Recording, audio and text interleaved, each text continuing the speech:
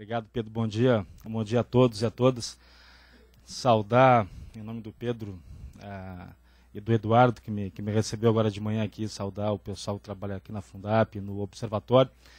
Da mesma forma, agradecer ao Paulo Capucci, que não está aqui hoje presente, não pôde estar aqui, mas ao pessoal da Associação Paulista de Saúde Pública, é isso, né?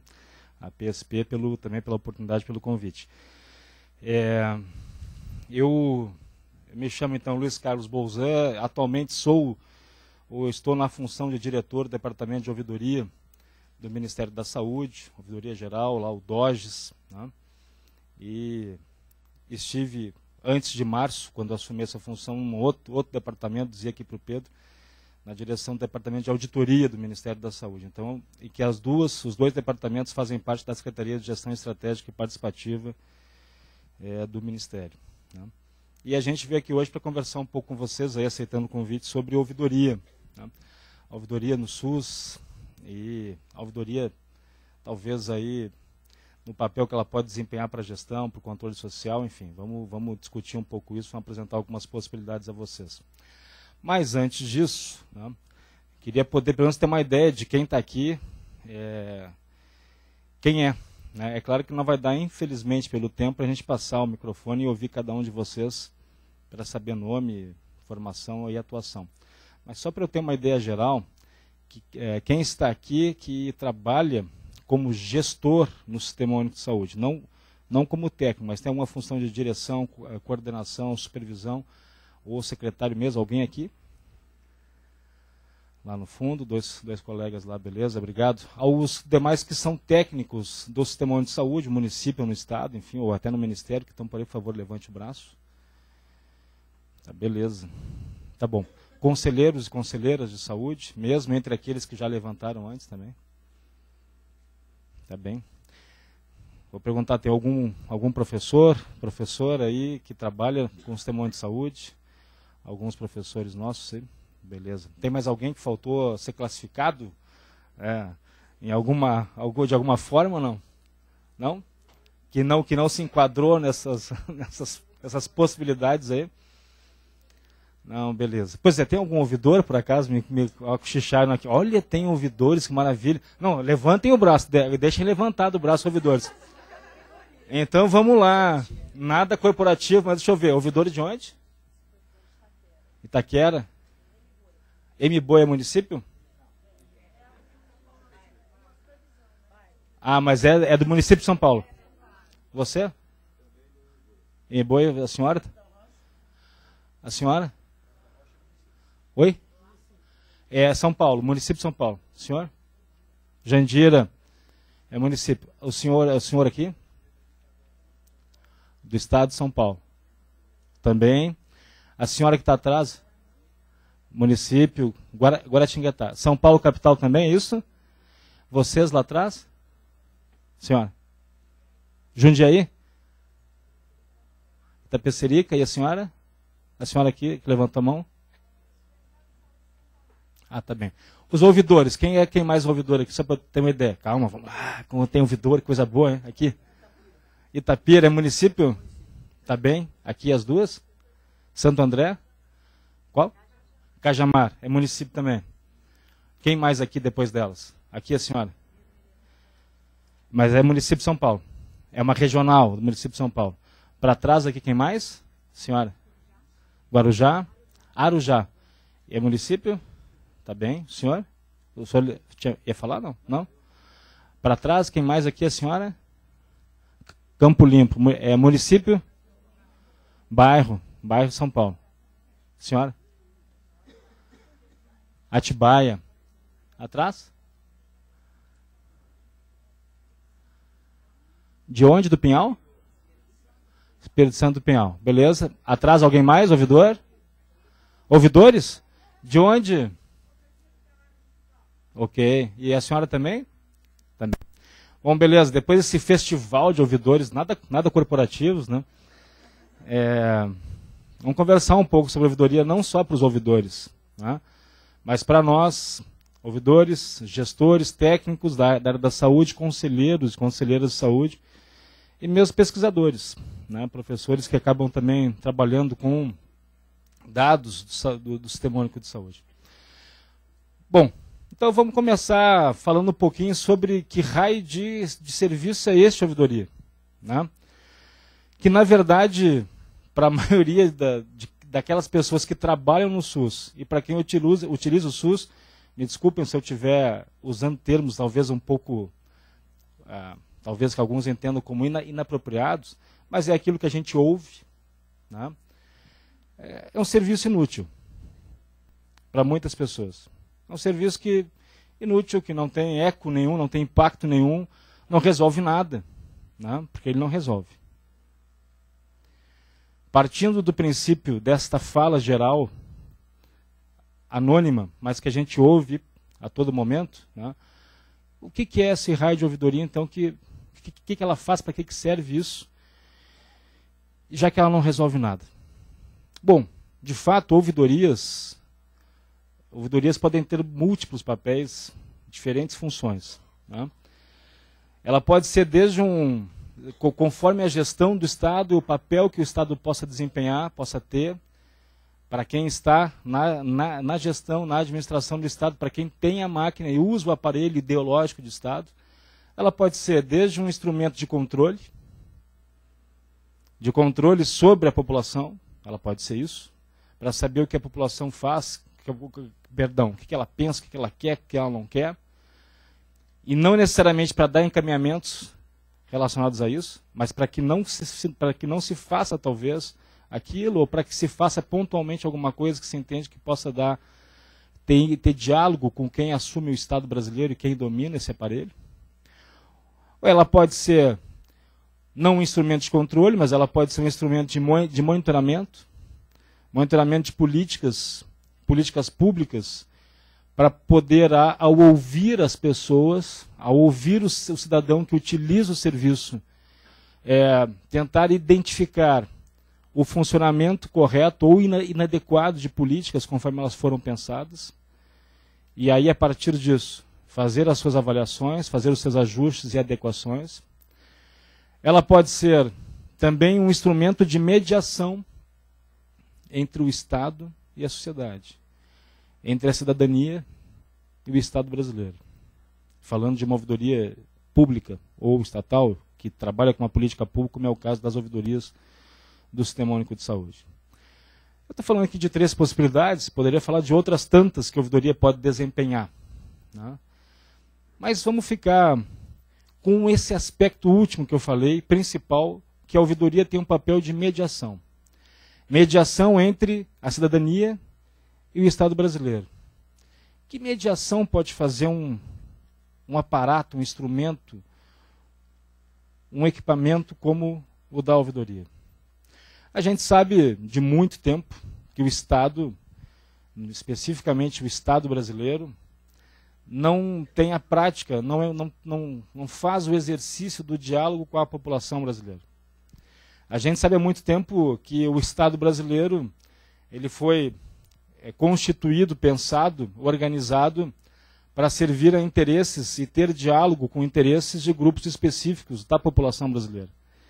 Grupos específicos, restritos, e que certamente desempenham algum tipo de papel de poder econômico e político na seara do nosso país.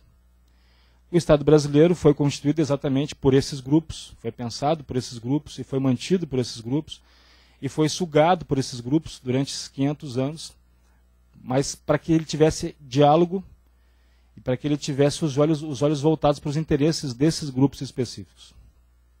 Como diria um certo líder político lá do meu estado, que já é falecido, as oligarquias, né, que sempre se utilizaram do Estado brasileiro para o seu interesse. Bom, diante disso, eu não precisaria de uma ouvidoria para poder fazer a mediação com a população brasileira.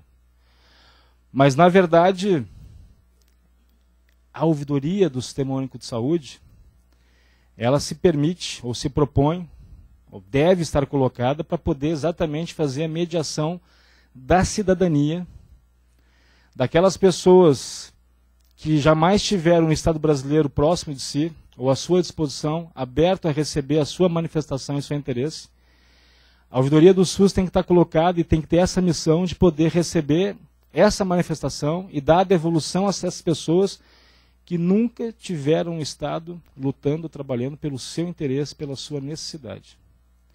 Até mesmo porque o Sistema Único de Saúde, o SUS, é uma política pública absolutamente diferente de outras políticas públicas do ponto de vista histórico e sociológico do Estado brasileiro. O Sistema Único de Saúde é uma política pública absolutamente inclusiva, completamente democratizante do Estado brasileiro, diferente de outras políticas públicas, que de públicas, pelo menos, não tem tanto quanto o Sistema Único de Saúde. Nenhuma política pública que já tivemos ou que temos atualmente no Brasil é tão democratizante do Estado brasileiro quanto o SUS. A gente pode pensar isso de várias formas e por diferentes aspectos. Porque o SUS democratizou o acesso da população ao serviço de saúde, fazendo com que essa política pública fosse universal, portanto, para todos e para todas. Porque o SUS distribui renda para todos os municípios e as unidades da federação deste país.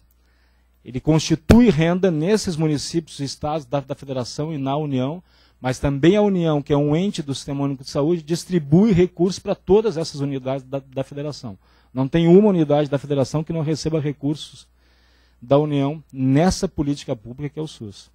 Nenhuma outra política pública tem essa característica, essa marca. Por mais que a gente possa dizer, o repasse ainda é insuficiente, o repasse é pequeno, deveria ser maior, o Estado não repassa aos municípios, ou repassa pouco, deveria repassar mais, é verdade? Sim. Mas nenhuma política pública tem essa característica de repasse a todas as unidades da federação, por exemplo, por parte da União. Se pegarem educação, se pegarem agricultura, se pegarem transporte, se pegarem assistência social, enfim, peguem outras políticas públicas, vocês não terão essa característica.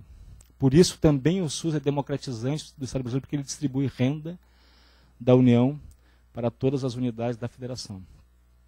Nenhuma política pública é tão democratizante desse Estado que só essa política pública conseguiu colocar o Estado de frente para a sua população. Por mais que algumas vezes representações desse Estado brasileiro tentem ficar de costas. Mas somente essa política pública tem, por exemplo, 14 conferências nacionais de saúde. Nenhuma outra política pública tem isso. Os nossos companheiros da educação, que militam numa política pública absolutamente nobre e necessária, fizeram sua primeira conferência nacional, acho que aí, 1 ou 2 anos atrás. E a gente, por mais que a gente critique, faça ressalvas, faça as nossas observações contrárias, como a gente tem que fazer mesmo, a gente não pode esquecer e deixar de ver que somente essa política pública consegue botar o Estado brasileiro, através do poder executivo, seja a União, estados e municípios, para dialogar com a população em espaços de participação, como as conferências, ou de representação, como os conselhos. Portanto, essa política pública que democratiza acesso, que distribui renda, e distribui renda também porque gera milhões de empregos diretos e indiretos no país. Essa política pública que coloca o Estado brasileiro de frente, ou tenta forçar o Estado brasileiro a discutir com essa população, pelo menos no poder executivo, já que o judiciário e o legislativo têm dificuldades outras para isso. Essa política pública que distribui também renda, ou melhor, que distribui tecnologia, porque faz com que a população brasileira tenha acesso a tecnologias desenvolvidas pela ciência, que na lógica de mercado não seriam acessíveis às pessoas, somente através de uma política pública inclusiva como o SUS e distributiva como o SUS. Essa política pública é a que mais democratiza o Estado brasileiro, um Estado que tem na sua história, como todos os Estados têm, uma história de autoritarismo e uma história de servilismo a castas, a grupos sociais e a oligarquias. É justamente a partir do olhar desta política pública que a gente vai falar da ouvidoria. E, portanto, tendo uma política pública como o SUS, com essas características, as ouvidorias que trabalham nesta política pública, que se constituem dentro dela, não podem ter outro papel a não ser o de mediação da cidadania brasileira com o Estado. Porque se tivermos outro papel que não esse, que foram daqueles dois primeiros que eu falei, ou algum outro diferente desse, que difira muito desse, por exemplo, muito, certamente não vai estar contribuindo para o desenvolvimento e a sustentabilidade do Sistema Único de Saúde, nem para o papel que ele tem. Talvez esteja focada para uma política pública diferente, ou para um papel diferente desse que não é o do Sistema Único de Saúde. Portanto, tendo essa atribuição de mediação, essas ouvidorias podem fazer o quê, afinal de contas? Como acessar uma ouvidoria e para que serve, então, essa ouvidoria que vai fazer a mediação entre a cidadania e o Estado brasileiro? Quem procura uma ouvidoria? Quem procura uma ouvidoria não é um sindicato, não é uma associação, também não é a Fiesp.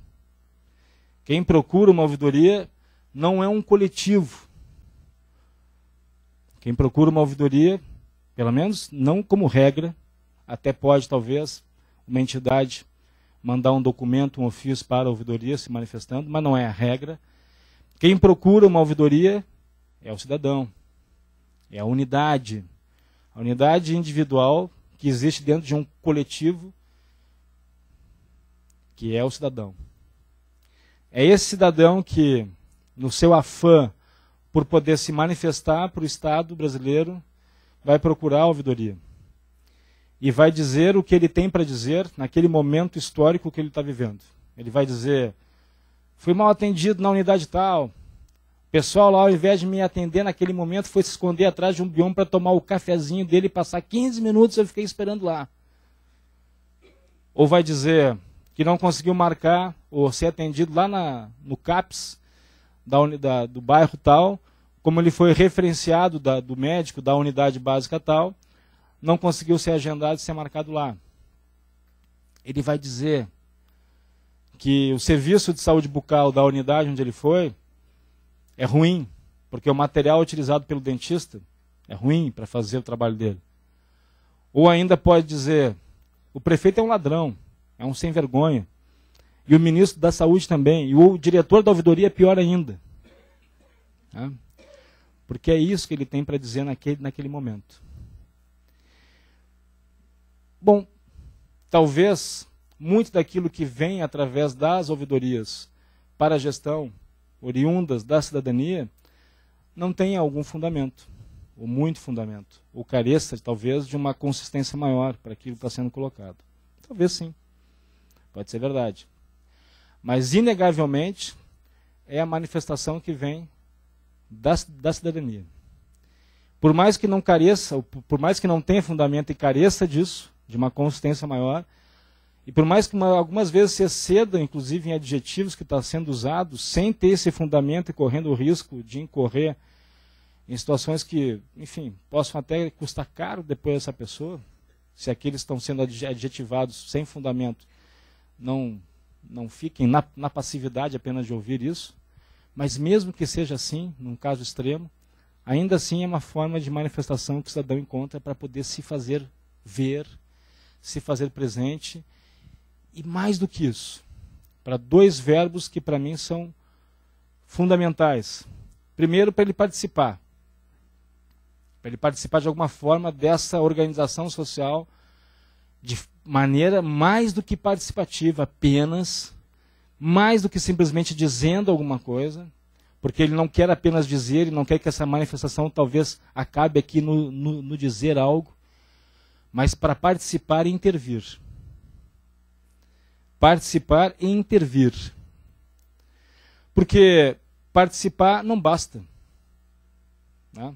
Como diziam que não basta ser pai, agora a gente pode dizer que não basta ser mãe também, como uma certa propaganda dizia um certo tempo. Na gestão participativa não basta participar. Porque a minha participação pode ser inócua. Dizer que é inócua pode ser muito extremo, né? Extremo demais.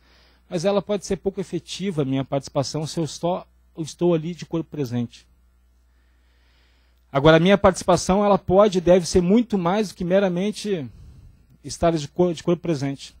Essa participação, para poder efetivar e ser efetiva, de alguma forma, ela tem que ter alguma capacidade de intervenção.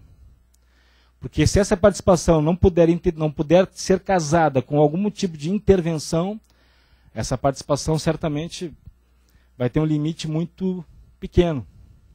E o limite dela vai ser muito próximo. E possivelmente a capacidade de mudança, de transformação dela vai ser muito restrito e muito reduzido. Não basta participar. Pelo menos se for participar para absorver apenas as informações, as impressões e a percepção que não é minha, mas que é de outro, e que eu não ajudei a construir e que eu apenas estou legitimando. Não basta participar para isso. Eu tenho que mais do que participar. Eu tenho que ter capacidade de intervir quando participo.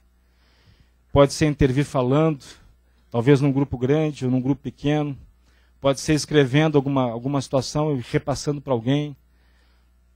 Enfim, de outras tantas formas, talvez. Mas eu tenho que conseguir intervir, porque sem essa capacidade de intervenção, essa participação, sim, não gera transformação. E se não gera transformação, o Estado brasileiro, que nasce e é pensado, constituído, para servir a interesses de oligarquias e de grupos que sempre dominaram essa nação, vai continuar sendo utilizado dessa mesma forma. Se não tivermos a capacidade de transformar através da intervenção, de uma intervenção participativa, não de uma intervenção autoritária, certamente esse Estado que não dialoga historicamente com os interesses da cidadania continuará a fazer o mesmo nos próximos 500 anos. E a ouvidoria tem esse papel de poder acolher, por mais que algumas vezes possa ser extremo, possa ser inclusive inadequada a forma de manifestação que esse cidadão ou cidadã está apresentando. Por mais que algumas vezes possa me tirar do sério enquanto gestor por ouvir isso, e eu tenho informação dizendo, mas não é verdade isso. Mas para aquele cidadão é. Porque a informação que eu, gestor, tenho não chegou para ele ainda. Talvez por incompetência ou incapacidade minha da gestão de sair do meu lugar e dialogar com quem não tem essa informação ainda. Talvez simplesmente por isso. Mas do ponto de vista histórico daquele cidadão, daquela cidadã, o olhar e a manifestação dele. E isto, de alguma forma, tem que contribuir para movimentar a gestão, ou no mínimo para subsidiar a gestão, para que ela possa ter um olhar de qual é a percepção da população sobre um serviço, sobre uma política, sobre uma estrutura que ela tem e coloca à disposição. A ouvidoria, na verdade, ela tem que minimamente poder fazer isso. A ouvidoria do Ministério da Saúde, eu disse que eu assumi ela em 2011, agora em março de 2011, mas ela em 2010, ela recebeu quase 4.600.000 tipos de contatos, que não são contatos nem de terceiro grau, nem são contatos nem são contatos espirituais de uma outra esfera, são contatos deste mundo mesmo. São 4.600.000 tipos de contatos feitos por internet, pelos canais que nós temos, ou internet, ou telefone, ou cartas que chegam à Presidência da República e vêm para o Ministério da Saúde, ou os menos frequentes, mas ainda existentes, os presenciais. Ora, com 4.600.000 tipos de contatos ou manifestações recebidas, eu, gestor, não consigo fazer absolutamente nada com isso. O que tem ali é inútil para mim. O que tem ali não consegue me dizer absolutamente nada sobre aquilo que eu, gestor, organizo, dirijo e penso. Esta mesma ouvidoria, então, ela serve para quê? Para, nessa função de receber manifestações, nessa mediação da cidadania com o Estado brasileiro, serve para poder referir ao gestor ou à gestão aquilo que ela pensa. E a gestão, ela é feita de, eu dizia antes, conversava com o Pedro aqui, a gestão é feita de tomada de decisão. Quem é gestor ou gestora não pode se furtar isso, tem que tomar decisão a todo momento. Tem pessoas que têm dificuldade de tomar decisão, né? Será que é o caso? Compro a bicicleta? Tenho um filho? Faço o quê? Às vezes as pessoas passam 30 anos pensando sobre isso, de fato, quando já pensou em casar, aquela pessoa que ele desejava, ela já não é mais aquele objeto de desejo, porque já passaram 20 ou 30 anos, já mudou um pouquinho a silhueta daquela pessoa. A bicicleta que ele pensava em adquirir e comprar já é um modelo tão defasado que ele já não pensa, não, já não quero mais essa bicicleta. E quando ele vai pensar em ter filho, talvez ele não consiga mais nem ter filho. Fazer filho para de fato concretizar uma das possibilidades que poderia realizar ele.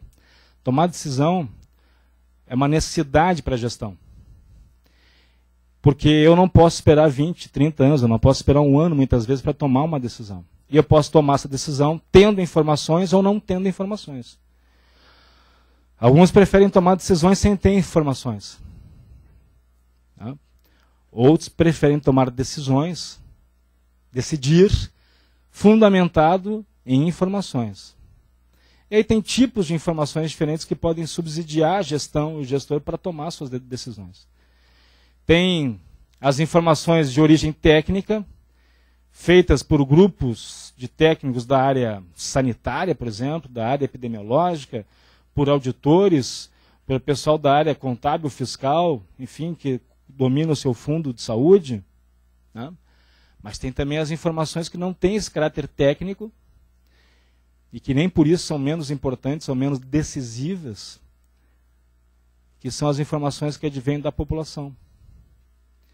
Aliás, eu diria que para os gestores públicos, esse tipo de informação, talvez em muitos momentos, seja muito mais importante do que a decisão técnica. Porque, como a gente sabe que gestão tem prazo de validade, né? Ela tem um prazo de validade de 4, talvez renováveis por mais 4 anos, e se quiser fazer um sucessor, talvez possa ter até de novo mais 4 anos para poder pensar bem como vai fazer. Esta informação, que não é técnica, mas vem da população, ela tem um peso fundamental. E se eu tenho tempo, talvez acho que sim. Só para dar um exemplo, eu fui secretário municipal de saúde, eu sou filiado ao PT, e na minha administração que eu fui lá secretário, o meu prefeito também era do PT. Mas o meu prefeito não queria fazer orçamento participativo. E como eu vinha de uma administração municipal petista também anterior, que fez orçamento participativo, a gente esperou 6 meses, 7 meses, 8 meses, e o prefeito nada. Aí um dia eu pedi uma agenda com ele e falei assim, prefeito, se o senhor não vai fazer orçamento participativo, eu quero fazer na saúde. Na minha secretaria eu quero fazer, pode ser? Ele falou, tudo bem. O que a gente começou a fazer? A gente começou a fazer agendas com as comunidades urbanas e rurais. Era um município de 20 mil habitantes, mas territorialmente maior que São Paulo, que o município de São Paulo. E a gente começou a fazer agendas com as comunidades rurais e urbanas. Primeiro para ouvi-las, olha só, né? A gente já tem ouvidoria internalizada há muito tempo, né? Mesmo sem ser ouvidor na época. Para ouvi-las e saber o que elas pensavam sobre o serviço de saúde, que queixas elas tinham, que demandas elas tinham, como elas viam o serviço de saúde, para a gestão poder, a partir disso, começar a pensar o seu plano de saúde. Fizemos agendas com essa população, para a gente começar a montar o plano e começar a fazer o serviço funcionar, de acordo com as informações da população e de acordo com o nosso olhar técnico também. A gente também passou a fazer algumas agendas com os nossos técnicos da área da saúde. E para que me servia isso? Além de me dar subsídios para discutir e para pensar o plano, também me dava outra possibilidade, para dentro da administração. Quando eu ia discutir numa reunião com o prefeito e o secretário de Fazenda, que era quem administrava o meu fundo municipal de saúde, viu, Pedro? Isso não é incomum, aliás, infelizmente, uma praga espalhada pelo Sistema Único de Saúde. Né? E o secretário de Fazenda dizendo, não, nós não temos recurso para isso, não podemos fazer essa ação para o ano que vem, prefeito, não é possível. O prefeito, claro, que ficava inclinado sempre a tomar decisão de acordo com o secretário de Fazenda, meu ex-colega. E como eu não tinha nascido no dia anterior, essas reuniões todas que eu fazia com as comunidades, a gente fazia ata de presença. A gente fazia fotos, o registro dessas reuniões. A gente fazia a pauta que tinha aparecido ali, a discussão que tinha sido feita. E claro que numa agenda como essa com o prefeito, a gente sempre levava esse materialzinho debaixo do braço. E como um prefeito é um ente muito menos técnico e muito mais político, tá? Quando o meu colega da fazenda dizia isso, tudo bem, prefeito, não tem problema nenhum. A decisão é sua. Só que a gente fez uma reunião nessa comunidade, discutimos com eles, olha aqui, prefeito, tinha 60 pessoas, 100 pessoas, 200 pessoas nessa comunidade, um município de 20 mil habitantes. Né? E na discussão deles teve essa demanda aqui, para se constituir lá um serviço assim, assim, assim. A gente pode não fazer se não tiver orçamento, não tem problema nenhum. A gente se rende a isso. Mas, o senhor sabe, a população está pedindo esse tipo de ação. É claro que o prefeito já não olhava mais só para o secretário da Fazenda. Olhava para esse secretário e pensava, ou eu mato esse guri, né, que está me botando em umas situações como essa, ou a gente vai começar a dialogar com essa demanda que vem da população. De alguma forma, isso é ouvidoria. A ouvidoria não se faz apenas por telefone, dentro de uma sala. Isso também é ouvidoria, quando a gestão é participativa e permite a capacidade de intervenção da sua população, essa gestão também faz ouvidoria. Com registro, com algum retorno, porque eu não ia uma vez e depois não ia mais. A gente ia pelo menos uma vez por ano nas comunidades poder discutir com eles. Algumas delas a gente ia 2, ia 3, ia 4 vezes por ano para fazer audiência pública e conversar com eles. Aquelas que eram um pouco maiores, que pediam a nossa presença, enfim. E a gente já, quando voltava, já tinha a possibilidade de ouvi-los de novo e ver se aquilo se mantinha, aquele quadro se mantinha, se tinha melhorado, se tinha piorado, se tinha sanado, qual era a situação, e para de novo receber as demandas e já trazer encaminhamentos de devolução. Isso também é ouvidoria.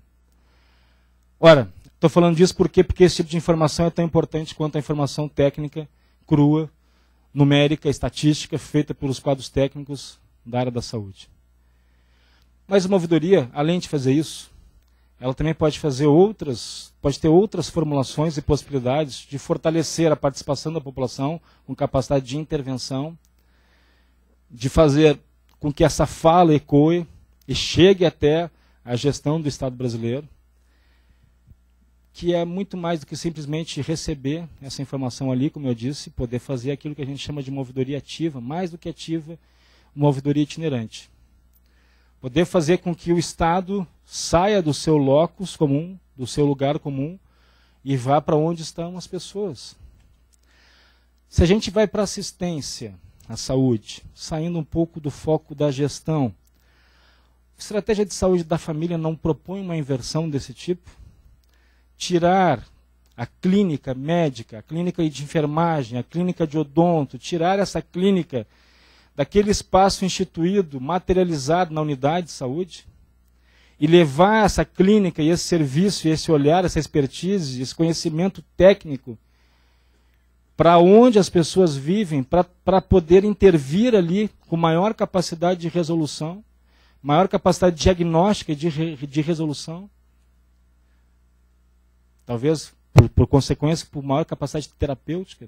É isso que se propõe a estratégia de saúde da família ou outras estratégias técnicas terapêuticas que utilizam esse tipo de procedimento. É tirar a clínica da sua redoma e levar a clínica para a vida real. E saber que aquela queixa do cidadão que está dizendo que está com dor nas costas pedindo um paracetamol, não vai passar com um paracetamol. Pode até reduzir, mas quando ele olhar o colchão onde o cara dorme na casa dele, ele vai começar a entender que o paracetamol vai ser só um paliativo para essa noite para ir para uma semana. Porque o problema dele está no colchão. Simples, não? Se eu conseguir sair da minha sala, do meu consultório médico, e poder fazer uma visita na casa dessa pessoa, ou como enfermeiro, poder fazer isso. A ouvidoria também pode, seguindo essa estratégia que a assistência tem, não ficar apenas naquela coisa receptiva de esperar a ligação de alguém, ou esperar que alguém entre num e-mail, ou mais do que isso, alguém escreva uma carta, porque as pessoas ainda escrevem cartas, vocês ficariam impressionados como elas ainda escrevem cartas. E como esse instrumento é sensacional. Esse instrumento é muito mais rico do que a internet, do que o telefone. Porque ali é a informação crua da pessoa. Ela está pegando um papel, uma caneta, fazendo um esforço físico, queimando calorias, que digitando ela não vai queimar. Tendo que sair, não só apertar um enter ali depois, mas tendo que sair da casa dela, selar aquele envelope, sair da casa dela e ir até uma caixa de correspondência, ou até um correio, e mandar para o Estado brasileiro a sua manifestação. O quanto mobiliza essa pessoa, essa situação que ela vive, para ela ter que fazer isso tudo. Que não basta ela abrir um laptop, ou sentar na frente de um desktop antigo ainda, e teclar e dar o enter. Ela vai ter que fazer um esforço, e vai ter que pagar o selo ainda, seguramente. Pode parecer brincadeira o que eu estou falando, mas não é pequena a diferença. E aí você lê aquela carta escrita à mão, 1, 2, 3 páginas do que ela está escrevendo, e dizendo da necessidade dela, que ela gostaria de poder acessar no serviço roteiro, que às vezes nem é para ela, às vezes é para outra pessoa, um parente, um amigo, um vizinho até. É impressionante. A gente recebe lá milhares de cartas todos os anos. Tá? E eu já falei para alguns colegas que trabalham comigo lá, isso dá uma tese de doutorado inacreditável. Inacreditável. Tratar essas demandas, tipificá-las, entrar em contato com esse pessoal, e até se for o caso, no processo de ouvidoria itinerante, ir lá e ver essa pessoa que escreveu, ver qual é o encaminhamento, se foi feito, se não foi feito, isso dá uma tese inacreditável. Mas, enfim, eu posso também usar essa estratégia de sair do meu lugar e, num processo de ouvidoria itinerante, poder levar o Estado até as pessoas. Levar o Estado até as pessoas e talvez fazer essa mediação mais próxima ali. Porque a ouvidoria não resolve. A ouvidoria não é a gestão e não é a área técnica da assistência ou vigilância para resolver a situação do cidadão. O ouvidor não tem a obrigação de resolver absolutamente nada. Como um filósofo, talvez, ele tem o papel de problematizar tudo, mas não tem a incumbência de resolver coisa alguma. A resolução não está na mão dele, porque se estivesse, ele não seria ouvidor. Ele seria o diretor da vigilância, ele seria o diretor da atenção básica, ele seria o coordenador da atenção ambulatorial hospitalar do município, do estado, sei lá. Ele tem o papel de ouvir, fazer a mediação, receber a demanda e dar o retorno ao cidadão. Para ser essa mediação dentro do Estado brasileiro, e esse papel entre a gestão, em quem tem mandato, ou foi eleito para isso, prefeito, governador, presidenta, e os seus eleitos, entre aspas, ministros, secretários e a população. Essa estratégia de ouvidoria itinerante também, ela é absolutamente rica, porque ela aproxima o Estado, e o que nós temos hoje é falta de Estado. O que nós temos hoje é pouco Estado, é a ausência do Estado, é a fragilização do Estado, e um excesso patológico de uma presença privatista e privada, onde não deveria ser esta desregulada presença privada que deveria estar ali, mas sim o Estado brasileiro, no morro, na favela, na área rural, com a população ribeirinha, na área urbana, mesmo no bairro mais bem aquinhoado e bem estruturado. É este Estado que deveria estar ali mediando essa relação e não entregar isso a uma entidade privada, não regulada, desconhecida e sem compromisso, que só pode existir sendo do Estado. Pelo menos nesse momento histórico que nós vivemos. Talvez em um outro momento histórico possamos dizer, não precisamos do Estado, mas não para ter esse tipo de relação privatista e de estrutura privatista exercendo como ela exerce sua presença hoje. Talvez para ter uma autorregulação diferente daquela que nós ousamos pensar hoje e acreditamos que não possa existir. A ouvidoria, então, nessa proposta de ouvidoria itinerante, ela pode fazer essa mediação e aproximação do Estado brasileiro com a população. Mas ela também pode fazer ainda um pouco mais do que isso. Mais do que receber a informação, mais do que fazer esse processo de ouvidoria itinerante, a ouvidoria pode fazer educação em saúde. Ela pode fazer educação em saúde, porque ela dissemina informação. A ouvidoria do Ministério da Saúde, ela dissemina mais informações do que ela recebe. Se nós recebemos 4.600.000 contatos ou manifestações ano passado, mais ou menos isso, foi um pouquinho menos, 4.500.000 alguma coisa, nós disseminamos mais de 10 milhões de informações ano passado. E disseminar informação, talvez não todas, mas na sua grande maioria é fazer educação em saúde. Vamos pegar o caso da dengue, por exemplo. Tá? Em época de chuvas, o que mais ocorre para a ouvidoria do SUS é a manifestação sobre dengue. Dengue. Pelo menos para nós lá. Tá? Então a gente já sabe que ali por dezembro, janeiro, fevereiro, as manifestações sobre dengue vão eclodir, como as larvas das mosquitas também, né? E a gente vai passar a ter muito pedido de informação sobre dengue. E nós sabemos que dengue a gente não resolve com paracetamol, a gente não resolve com nenhuma injeção, a gente não resolve com procedimento cirúrgico, com a maior tecnologia que a ciência possa ter desenvolvido até hoje, por exemplo, nós não resolvemos a dengue.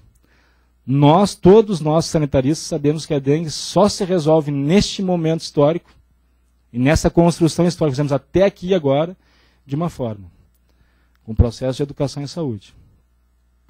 E nesse aspecto, nenhum mecanismo tem um alcance maior do que a ouvidoria. Porque ela pode receber a manifestação e naquele mesmo momento orientar a cidadania, o cidadão, de como proceder para ele se proteger minimamente e fazer a sua parte. E também, como eu já ouvi do secretário de Saúde de Manaus ano passado, quando eu nem era da ouvidoria, era da auditoria ainda, ele me dizia o seguinte: Bolzan, eu estou usando a minha ouvidoria para receber as manifestações das pessoas dizendo onde tem foco de dengue.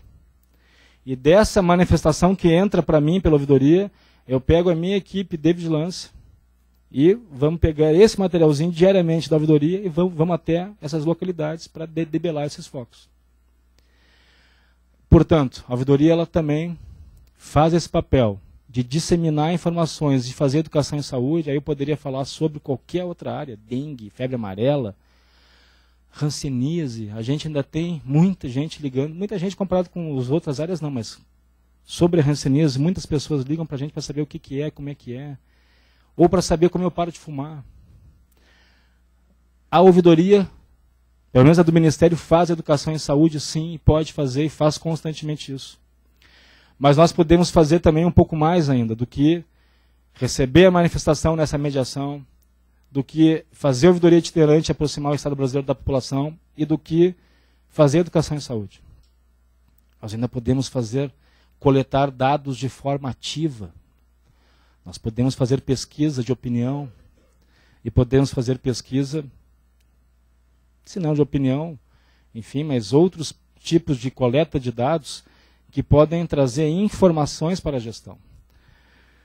Alguém, não sei se alguém, bom, deixa que eu use aqui então, porque senão eu vou botar o material aqui e não vou apresentar a vocês minimamente. Não reparem tanto na estética, que foram as minhas meninas lá da ouvidoria do núcleo de pesquisa que fizeram, eu acho que está lindo. Tá? Talvez, não sei se para a apresentação aqui, mas de como as pesquisas da ouvidoria cooperam para ações do Ministério da Saúde e do SUS. Desde que o ministro Padilha assumiu a gestão do Ministério, ele tem demandado para a ouvidoria, não só a sua ouvidoria passiva e receptiva, ele tem demandado uma presença mais ativa da ouvidoria.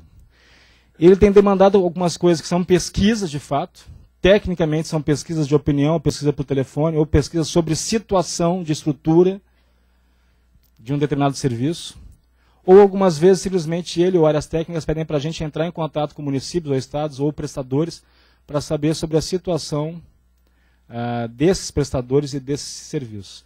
Então nós fizemos vários aí nesse período, fizemos aqui esses contatos sobre a dengue no começo do ano, sobre a farmácia popular, quando foi colocada a gratuidade na farmácia popular, no começo do ano, com a presidente Dilma assumindo, a ouvidoria ligou para as unidades da farmácia popular no país inteiro, para eles, aí não foi pesquisa, para eles adequarem o seu sistema conforme o DataSUS estava colocando à disposição. Entrarem lá e fazerem essa alteração que eles tinham que fazer.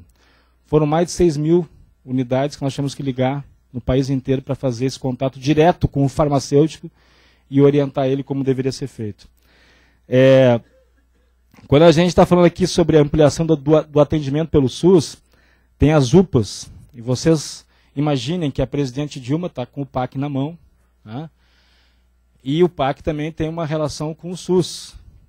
E tem ações do Ministério e do SUS colocadas no PAC, como a construção de UPAs e unidades básicas de saúde.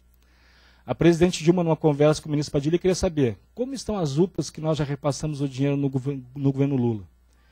Elas já começaram a ser construídas, já foi feita a licitação, já foram inauguradas? Que pé estão? Aí foram poucas UPAs no país, né, que foram colocadas dinheiro à disposição, foram um pouco menos de 1.000, eu acho. Mas nós tivemos que ligar para todos esses municípios, um roteiro feito com a área de urgência e emergência do Ministério, para saber em que pé estava cada uma dessas UPAs. Se já havia recebido o recurso, se já havia iniciado o processo licitatório, em que fase estava, se a obra já havia sido iniciada, em que fase estava, se a obra já havia sido encerrada, se já havia sido feita a inauguração. Com base nesse relatório que nós montamos, o ministro foi despachar com o presidente, a situação é essa. Tá? Isso foi feito para as unidades básicas de saúde, que daí são bem mais. São bem mais. Não só para aquelas que houve o repasse de recursos, mas para saber, a presidente pediu para o ministro Padilha, para saber qual era a situação dessas unidades de saúde. A estrutura delas, como estava. Ela quer saber, afinal de contas, olha, por que as unidades são tão ruins? Por que a estrutura delas é precária? Por que está com a parede rachada, com mofo? Por que está sem equipamento? Eu quero saber disso, quero saber. Bom, então tá. O Ministério, através do DAB, Departamento de Atenção Básica, começou a coletar as informações, mas também fez um roteirinho para a gente ligar para os municípios todos. E eles entrarem no site do DAB e passarem a informar a situação ali. Essa informação coletada, foi feito um relatório, e o ministro foi despachar com o presidente. Enfim, várias pesquisas têm sido feitas.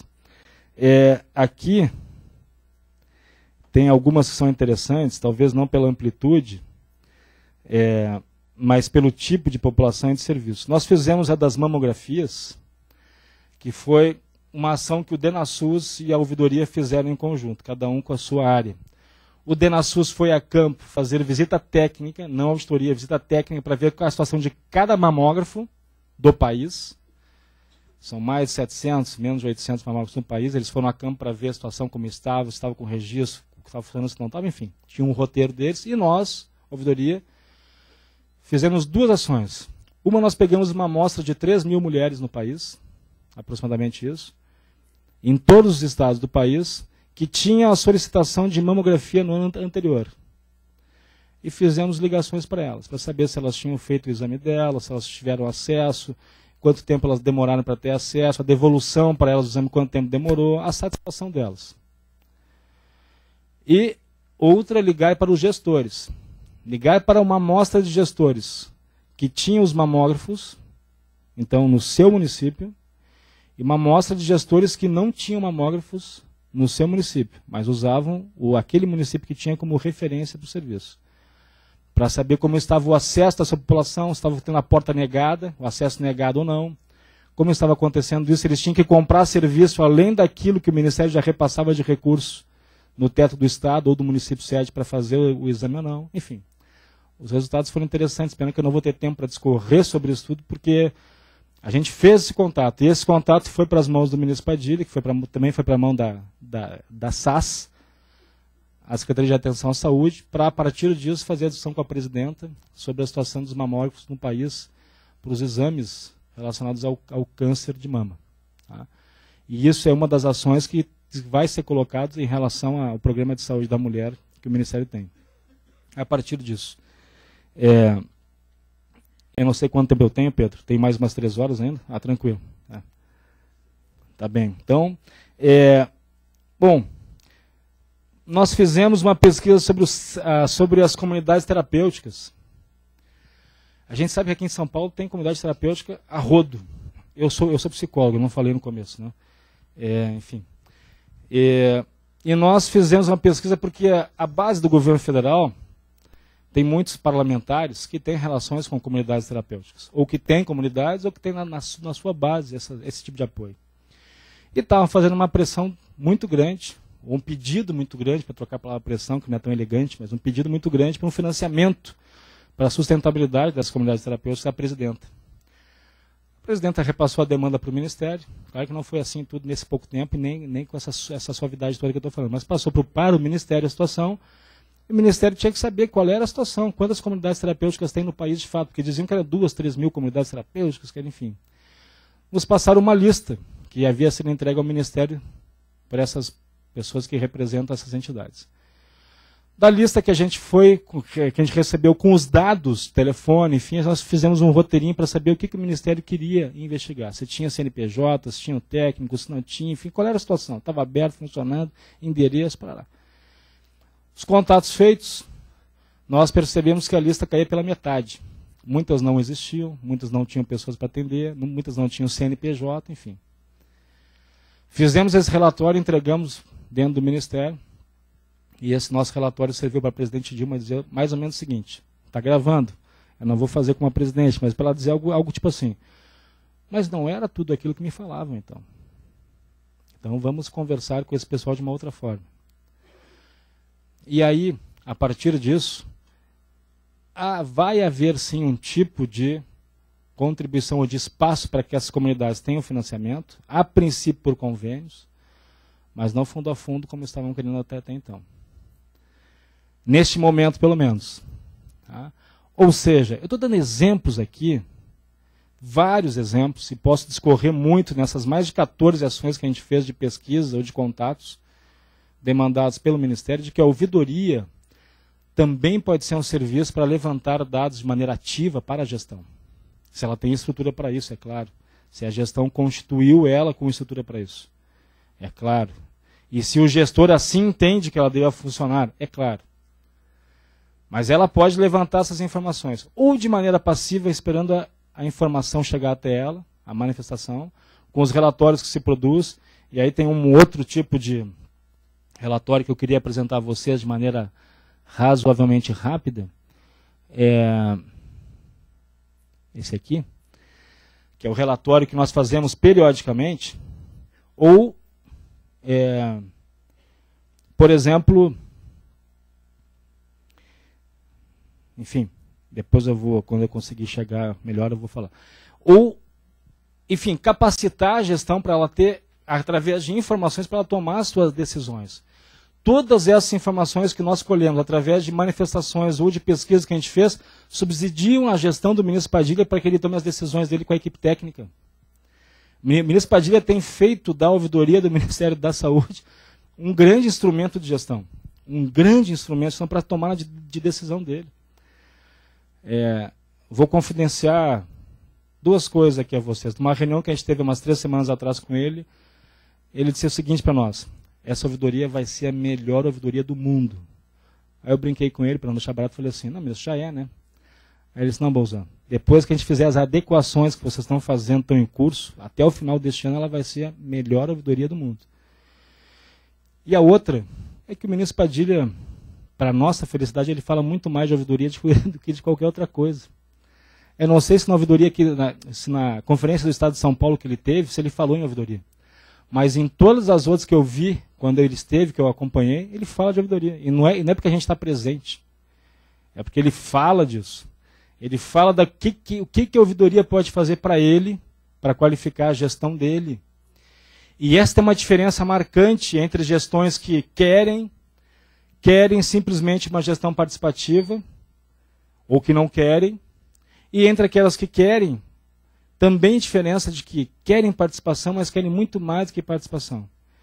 Querem a população de uma forma ou outra intervindo na gestão para dizer para ele, gestor, ou ela, gestora, como elas pensam, o que elas querem, o que elas não querem, e a partir disso, a gestão tomar a sua decisão. Isto também é intervenção. Quando as pessoas são pesquisadas, são contatadas, agora a gente está fazendo a pesquisa de satisfação do usuário da atenção básica e da urgência e emergência. São mais de 17 mil contatos a nossa amostra, mais de 17 mil questionários feitos, encerrados. Para a gente fazer essa pesquisa, a gente vai ter que fazer provavelmente mais de 80 ou 100 mil ligações, porque cada pessoa que tu liga, para você conseguir que ela responda o questionário, tem umas 7 ou 8 que desligam e dizem: não posso, não quero. Então você tem que fazer isso. E essa pesquisa vai dar para o ministro Padilha, para o secretário Elvésio, para o diretor da atenção básica, o Eider, a informação sobre a satisfação da população sobre o serviço de atenção básica. Vai dizer qual é a opinião que as pessoas têm, quanto tempo ela está demorando para chegar na unidade de saúde, quanto tempo ela demora depois que chegou para ser atendida, qual é a satisfação dela. Por que o gestor quer saber disso? Porque ele quer saber, porque é a partir disso que ele vai começar a montar efetivamente o seu plano de ações, para mudar esta política específica da atenção básica ou da urgência e emergência. Eu posso fazer as coisas como gestão, secando o gelo o tempo inteiro. E fico ali, seco o gelo, aí vem o prestador, me pede dinheiro, eu dou dinheiro para o prestador, aí vem um cara que faz uma emenda para comprar uma móvel que eu não preciso, para botar num hospital que eu não preciso, mas eu boto, aceito, e aí estropio o meu plano de saúde, porque já foi atravessado 30 vezes pelas emendas que eu não pedi. Atravesso o meu plano de saúde, dando recurso, fazendo um convênio com um prestador que eu não necessito, mas porque tem uma necessidade de outra ordem, e eu vou secando o gelo o tempo inteiro, né? E quem já tentou secar gelo sabe que é um esporte cansativo, né? Porque quanto mais tu seca, mais tu te molha. E tem algumas gestões que parecem muito com essa secação de gelo. Que seca, cada vez que seca se molha mais ainda e não sai do lugar. Não tem impacto nenhum na vida das pessoas, não apresenta mudança nenhuma no sistema de saúde, impacto epidemiológico nenhum, porque não tem informação nenhuma e, portanto, não tem capacidade de intervenção, de ser sujeito histórico, político e econômico do seu processo de gestão. A ouvidoria pode servir para isso, ela pode contribuir para isso, ser um grande instrumento de intervenção social e de fazer a gestão mais participativa, mais do que participativa, ser uma gestão enriquecida com essa capacidade de intervenção da população. Aqueles gestores que, felizmente, como o ministro Padilha, têm assumido isso, têm percebido isso, enriquecem a sua gestão para muito além daquilo que é a formalidade de assinar documentos e de lidar com dados frios que se preenche dentro de um relatório via web e que muitas vezes nem são verdade. Porque o técnico que quer te enganar, ele vai lá, bota o dado ali, tu nem sabe se aquilo é verdade ou não. E a ouvidoria também é um grande instrumento para isso. Se tiver secretários aqui, que eu não estou vendo nenhum, daqueles que eu conheço aqui dessa região de São Paulo, é um bom instrumento para, numa reunião de colegiado da sua secretaria com seus diretores, seus coordenadores, aferir se as informações que chegam para você são corretas ou não. Porque se você pegar semanalmente ou mensalmente os dados da ouvidoria sobre aquela região específica, aquela unidade, e num colegiado, você deixar na gaveta debaixo ali da mesa, perguntar, fulano, como é que está a tua unidade? Está tudo bem lá? Beleza? Secretária, minha unidade está ótimo. Ah, tudo beleza, a unidade está funcionando bem, entendemos, a pessoa não tem problema nenhum. Pois é, né? Mas eu recebi 10 manifestações aqui de pessoas dizendo que está um lixo o serviço. Que o serviço não está funcionando. Que não foram bem atendidos, que nem foram atendidos. O que está acontecendo de fato?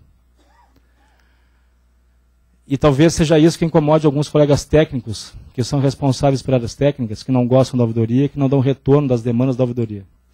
Para alguns secretários que não gostam de ser questionados e acham que a queixa é em relação à sua pessoa e não ao seu serviço. E fazem de um instrumento que seria um grande enriquecedor da sua gestão, mais talvez, um instrumento de enfeite na estética que a Secretaria de Saúde tem. E com pouco ou nenhuma capacidade de resolutividade de transformação. O que nós precisamos é de mais Estado, precisamos de gestores que tenham capacidade e vergonha para assumirem as suas responsabilidades, os seus limites e os seus equívocos e ouvirem o que as pessoas têm para dizer, por mais que muitas vezes as pessoas falem de maneira inadequada ou incorreta, mas entender de que aquilo é o que elas têm para dizer e que quem está nesse papel de gestor, seja secretário, diretor, coordenador, o que for, está ali por um motivo, para servir ao sistema único de saúde da população brasileira e não para se servir dele. A gente vai ficar à disposição para ouvir os colegas aqui depois, já que eu não deixei ninguém falar, tá? Eu não ouço, eu só falo aqui hoje, a gente fica à disposição para ouvir vocês, tá bom? Se tiver tempo, o comandante Pedro é o comandante, aquele que vai dizer se pode ou se não pode. Esse material está disponível aqui, a gente fez uma copiazinha aqui, deixou para quem quiser. Esse relatório tem, desculpa Pedro, esse relatório tem as informações mensais que chegam para nós. Esse aqui é do mês de julho deste ano. E é o que o ministro Padilha pediu todo mês que ele quer na mão dele, para saber quais as manifestações, o que as pessoas estão falando, o que elas querem, para que, com base nisso, ele discutir no colegiado de secretários.